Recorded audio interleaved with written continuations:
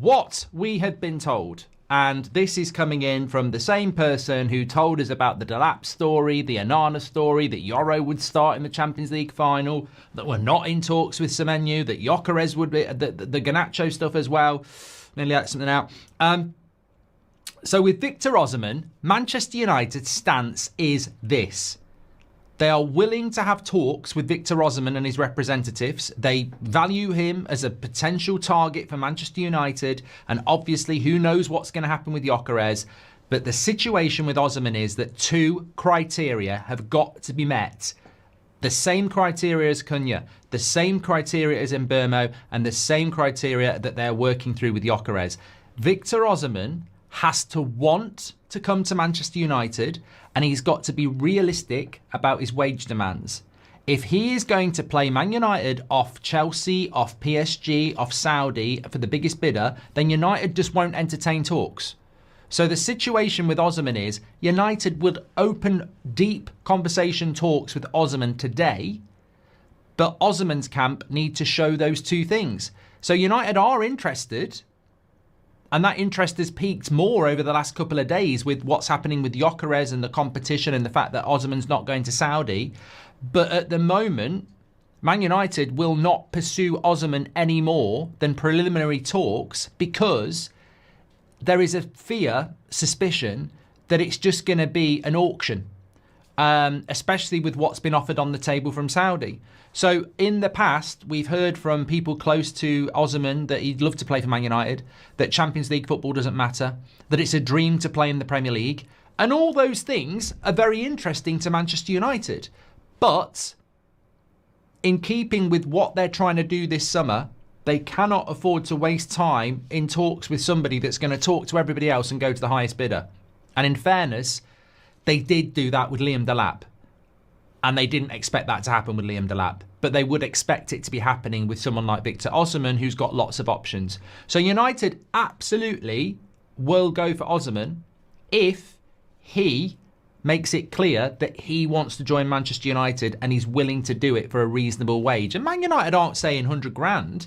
They're basically saying 250 grand a week, something like that. So, hello everybody, today's clip is supported by Sleeper. Before we dive in, let me tell you a bit more about Sleeper. This app is making serious waves. It was the #1 downloaded sports app in the US during the NFL season, even beating heavyweights such as ESPN and Yahoo. Sleeper isn't just popular, it's because they truly deliver the best fantasy experience. You get deeper customization, more league options, and all the bells and whistles that make managing your fantasy team a blast. But that's not all. Sleeper is growing a fantastic community with several million people using it daily for their sports fix. Sleeper has a broad appeal and is genuinely built for everyone. So, if you're looking to up your fantasy game, make sure to check out Sleeper by clicking the link in the video description. Trust me, you won't regret it.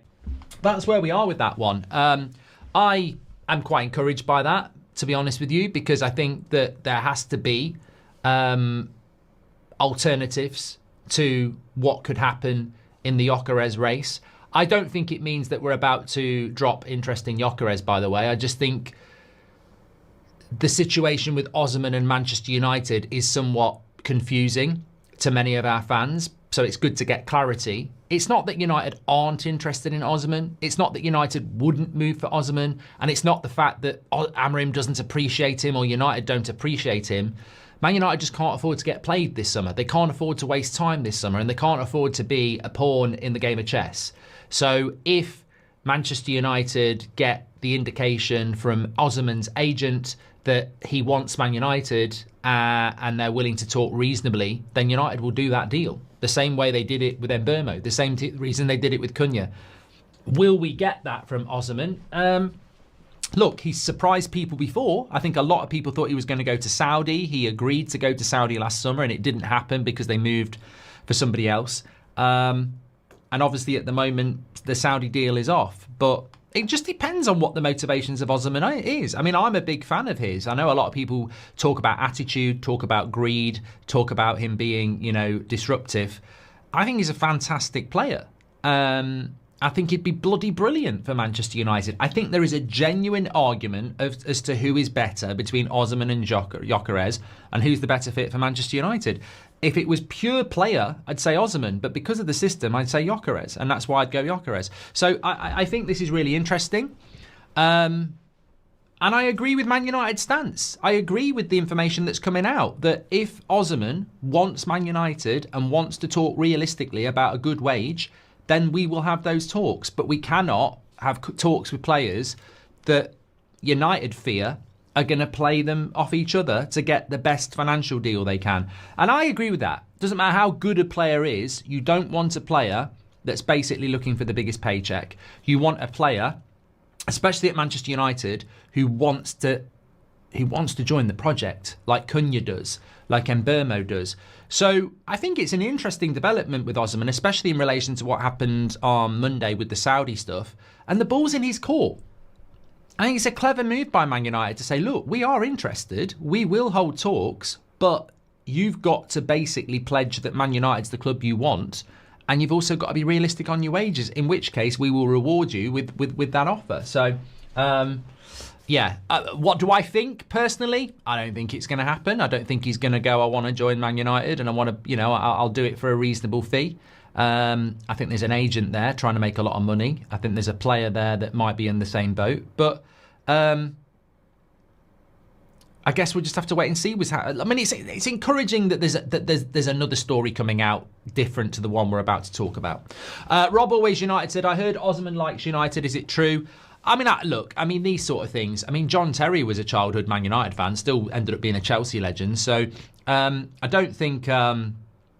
I think he is a Man United fan, I think. Obviously being Nigerian, I think there's a lot of Man United fans out in Nigeria, isn't there? Agallo was a big Man United fan. So he may well be a Man United fan, but that doesn't necessarily mean he's going to want to join us. But I think it's a clever play by Man United because we are not making any secret of the fact that Gyökeres is our priority. But by putting it out there to Osimhen that, look, if you're interested, we will hold talks with you, then I think that's very, very clever.